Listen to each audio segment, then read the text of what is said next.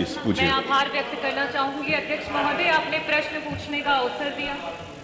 अध्यक्ष महोदय, सर्वप्रथम बहुत ही हर्ष के साथ ये कहना चाहूंगी कि इंजीनियर सचिन यादव और उनके जैसे कई हजारों लाखों युवा इस देश का गौरव हैं, क्योंकि ये वो युवा हैं जिन्होंने, चाहे वो अमेरिका और उसके जैसे जो भी विकसित देश है, वहां की करोड़ों की नौकरियों को ठुकराया और आज अपने देश के उत्थान के लिए और अपने देश को आगे बढ़ाने के लिए जी जान से मेहनत कर रहे हैं।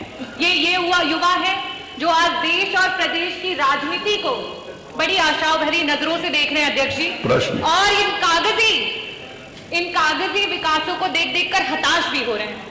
संसदीय कार्य मंत्री जी ने कहा कि इस क्वेश्चन को वो रिजेक्ट भी कर सकते थे, लेकिन उन्होंने काफी मेहनत करके और हमारे प्रश्नों के उत्तर को उन्होंने तैयार किया है।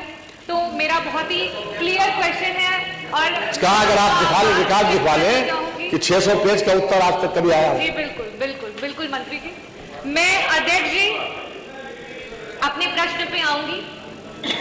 मंत्री जी, मेरा पहला प्रश्न ये है कि अभी तक का विगत 5 वर्षों में अपने प्रदेश का इंडस्ट्रियल ग्रोथ रेट क्या है, और साथ ही साथ आज इस डेट पे हमारे प्रदेश का इंडस्ट्रियल ग्रोथ इंडेक्स क्या है, और इस इंडस्ट्रियल ग्रोथ रेट के हिसाब से आप जो 1 ट्रिलियन इकोनॉमी का दावा करते हैं, आप कितने सालों में अपने प्रदेश को 1 ट्रिलियन इकोनॉमी बना सकते हैं? ये मेरा पहला सवाल है। मेरा दूसरा सवाल ये है अध्यक्ष जी, आपने मंत्री जी आंकड़ों की बात की। जो पहला इन्वेस्टर समिट मीट रहा उसमें लमसम 4.5 लाख करोड़ का इन्वेस्टमेंट आया, और आज 6 MOU 4.5 लाख करोड़ का लमसम 1400 MOU साइन हुए, और आज 6 वर्षों में उसका 40% सिर्फ और सिर्फ शुरू हो पाया है, खत्म भी नहीं हुआ है। उस हिसाब से जो ग्लोबल इन्वेस्टर समिट मीट है उसमें प्रीवियस MOUs के कंपैरिजन में 10 गुना MOU साइन हुए हैं, 35.5 लाख करोड़ के MOU साइन हुए हैं, जब आप विगत 6 वर्षों में 2 लाख करोड़ के MOUs को आज धरातल पे खत्म नहीं कर पाए हैं। तो इसके लिए तो मुझे लगता है आजादी को आज अगर 75 साल से ऊपर हो चुके हैं अध्यक्ष महोदय, तो इसको पहुंचाने में तो 150-200 साल लग जाएंगे। तो मेरा दूसरा प्रश्न आपसे ये है कि ये जो दूसरा इन्वेस्टर समिट जो ग्लोबल मीट हुआ है उसके कार्यों को आप क्या मापते हैं कि कब तक इसको फिनिश करके देंगे?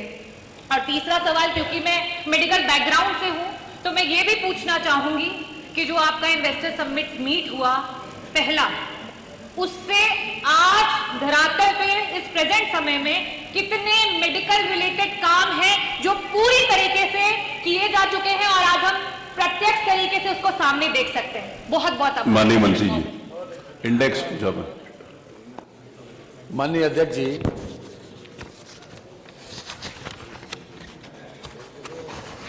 ये आपने पहले सवाल में एक $1 ट्रिलियन इकोनॉमी की बात कही मान्यवर, इंडस्ट्रियल ग्रोथ की बात कही मान्यवर।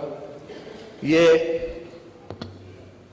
$1 ट्रिलियन इकोनॉमी जो है आज 2016-17 में 17-18 में जब हमारी सरकार आई थी, उस समय हमारा एक्सपोर्ट मात्र 88,000 करोड़ रुपए था।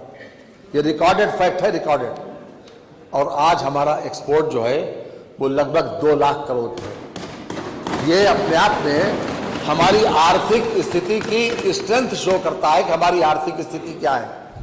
उस समय हमारी आमदनी पर कैपिटा इनकम 52,000 रुपए थी, आज हमारी आमदनी 83,000 रुपए से ज्यादा है पर कैपिटा इनकम। ये रिकॉर्डेड है, ये आंकड़ा कोई चैलेंज नहीं कर सकता। ये अपने आप में ये बताता है कि हमने लगातार जो आर्थिक स्थिति लगातार नीचे की तरफ जा रही थी वो हम अब ऊपर की तरफ ले जा रहे हैं। दूसरी बात जो आपने कहा कि इस स्पीड से बढ़े, देखिए अगर कोई आदमी 20 रुपए का घड़ा खरीदता है तो वो 4 बार ठोकता है। तो जो लोग 100 करोड़ 200 करोड़ या 500 करोड़ 1000 करोड़ रुपए लगाने आते हैं वो भी बहुत हर तरीके से उस चीज को तोलते हैं, और एक एक प्रोजेक्ट को पूरा होने में 3-3 साल लगे। हमने जो ग्राउंड ब्रेकिंग सेरेमनी की थी वो पहले 2019 में की, फिर उसके बाद 20 में की, फिर उसके बाद 22 में की। ये तीनों इसीलिए की, और ऐसा नहीं है, ये मंशा बिल्कुल ऐसी रही है कि आप उसके ऊपर संदेह करें। इस समय वर्तमान में जो हमारी पेंडेंसी है वो 894 योजनाएं ऐसी हैं कि जिसमें 67,623 करोड़ रुपए की लागत से जो बन रही है, इस समय प्रक्रियाधीन है। इस समय आज की तारीख, और उसकी भी सूची हम आपको भेज सकते हैं, अभी भी इस वक्त भेज सकते हैं। तो ये अपने आप में ये शो करता है कि जिन लोगों ने एमओयू किए उसमें से 536, मैंने बताया कि 536 तो जमीन पे उतर आई, तो उसमें प्रोडक्शन चालू है, और 894 ऐसी हैं कि जो इस समय प्रक्रियाधीन है। मानो ये अपने आप में आपके कई सवालों का जवाब ये काफी होता है।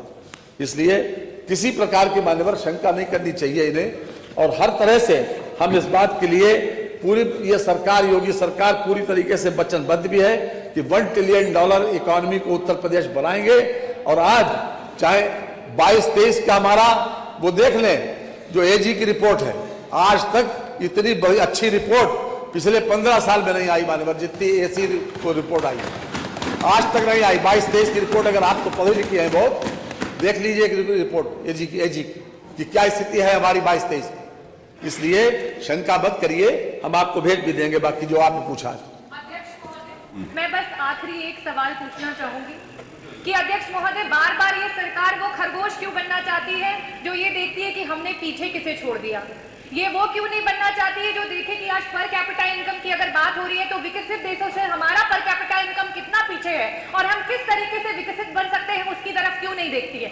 और मेरा एक क्वेश्चन लास्ट ये था कि मैंने पूछा कि हेल्थ डिपार्टमेंट को आगे बढ़ाने के लिए, क्योंकि आज हेल्थ सिस्टम सबसे कमजोर है अपने प्रदेश का, हेल्थ सिस्टम को आगे बढ़ाने के लिए क्या कोई ऐसा भी काम, कोई भी काम आज धरातल पे हो चुका है जिसे हम प्रत्यक्ष रूप से देख सके? ये मेरा आखिरी सवाल है और मंत्री जी से निवेदन है, इसका जवाब जरूर है।